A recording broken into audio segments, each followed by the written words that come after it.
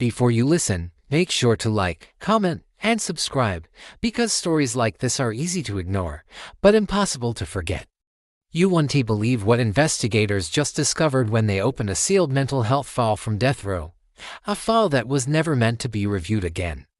Inside was a pattern so disturbing it raised a question no one wanted to answer.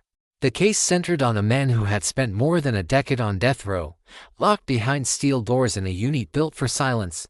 Officially, his records said he was stable, and officially, guards reported something else. He had stopped reacting to his name.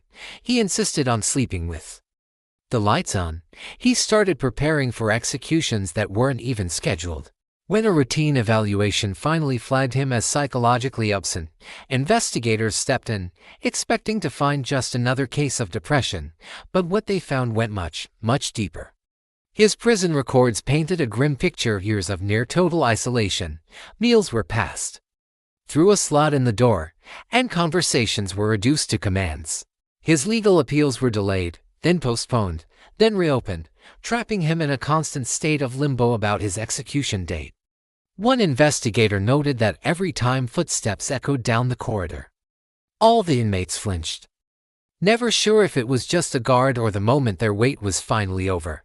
The medical notes revealed similar symptoms spreading across the entire unit: panic attacks, memory loss, paranoia, and a complete emotional shutdown.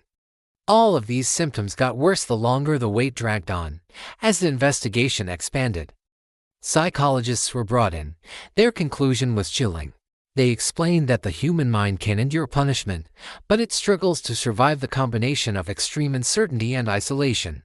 Death row, they argued, wasn't just a sentence. It was a psychological environment specifically designed around anticipation, where time stretches into an endless, threatening void. Then came the twist. While reviewing old evidence, investigators uncovered serious errors in the original trial, errors that could have completely altered the outcome years earlier. But by the time this information surfaced, the inmate's mental state had deteriorated so badly that he could no longer participate in his own defense. The system had successfully preserved the conviction, but it had lost the person inside it. This case forced officials to confront an uncomfortable truth. Long before any final punishment is carried out, death row can quietly and completely dismantle a human mind. And if you think this story ends with one file and one inmate, it doesn't. There are more cases just like this one, waiting in the shadows of the justice system, and we'll be covering them right here on this channel. What do you think about this?